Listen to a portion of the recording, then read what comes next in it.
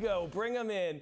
All things Serie A expert. We're joined by Italian footy expert Daniele Verri. Daniele, let's start with that man Højlund. What do you think Conte's done to get his confidence and goal scoring form back on track since he came over from Man United? He let him play, basically. I mean, he wasn't playing much at United, and the atmosphere at United was probably too tense in order for him to feel comfortable. Obviously, he's gelled into a team that last season won the title, so the atmosphere is good in Napoli, and he's doing what he can. He's scoring goals. I mean, Rasmus Højlund is a good player. Now Napoli have changed their formation compared to last season. They used to play a 4-3-3 formation. Now they play more 4-1-4-1, but there's plenty of balls feeding him in the penalty area, and De Bruyne, obviously coming from Manchester City, has played a big role. We've seen that in the Champions League midweek game against Sporting to feed him with nice balls. Yeah. Man, Conte, he's like the Højlund whisperer. I think I need a pep talk from him. You know, sometimes I get too worked up, excited before a show. I need him to calm me down a bit too, Daniele. Now, listen, Napoli are still getting the results, but how difficult is going to put you down? Conte's not the one who's going to pull you down. Calm you down, no way. No, we'll keep it turned up. Let's go. Now, Napoli's still getting the results, but how difficult will it be for them to win the title again, now having to deal with Champions League football? Obviously, it was difficult last season. It was fully unexpected.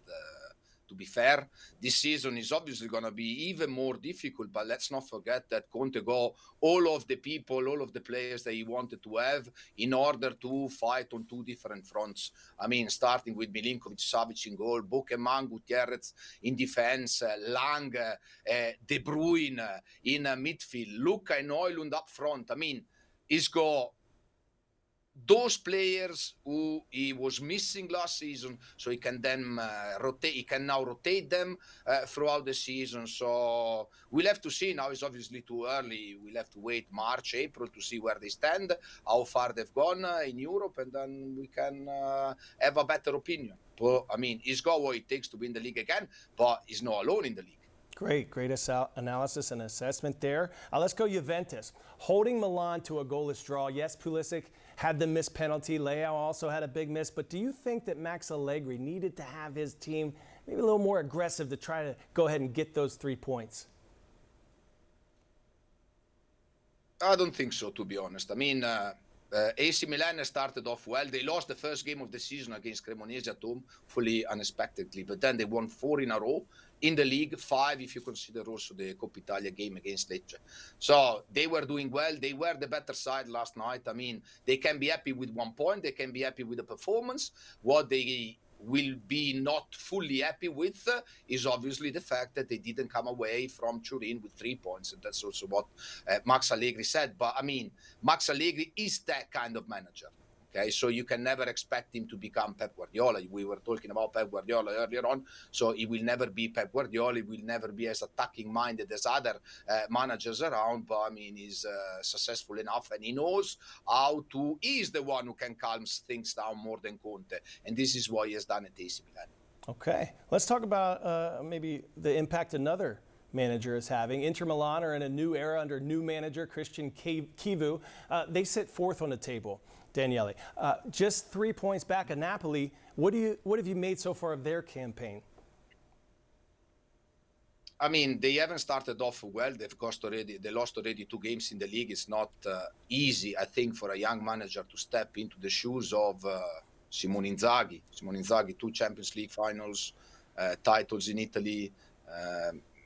It wasn't easy for him. That's why he chose to carry on with a 3-5-2 formation. Obviously, players are basically almost the same compared to the last 4 seasons under Inzaghi. But what we started seeing now is more determination, more passion, more pressure into the pitch, in midfield, and more verticality from the defense and from the midfield players. The ball comes quickly and more direct, more vertical to the strikers. We've seen that very well at the weekend when they actually offered a very good display against Cremonese too.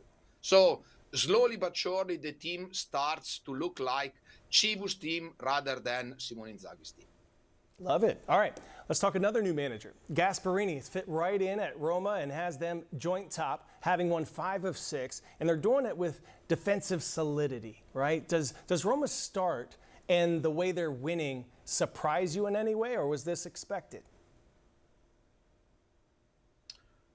It doesn't surprise me because Gasperini is a fantastic manager, and I was very happy for Roma when they finally signed him. I wasn't happy for Atalanta because I do like that guy. He's really a really good manager. It's a bit surprising that he's doing so well, despite the fact that the strikers are not functioning at all. I mean, apart from Soule, who's also scored a beautiful goal yesterday for the temporary 1-1 draw.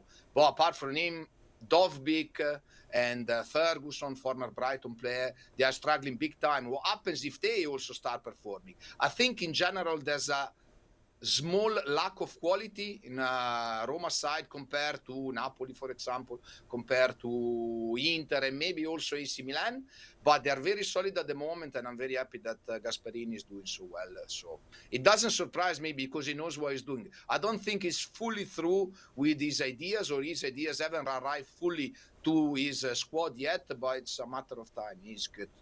All right, Daniele. My Buffalo Bills lost yesterday, and the kid from near my hometown, Pulisic, there in Hershey, Pennsylvania, he missed that penalty. So it's not a great day for me today. Give me a pep talk. If I were Pulisic, what would you have said about that penalty? How am I going to hit it next time? Better than what he did, and he should consider that he is still a top scorer of the league. So he never misses penalty. Yeah, it was a right. massive penalty yesterday. He should have scored that, and it was surprising that he didn't, in my opinion. But he really kicked it. All right, so we'll be just he fine. can only look at himself and say, I will do better next time. Awesome.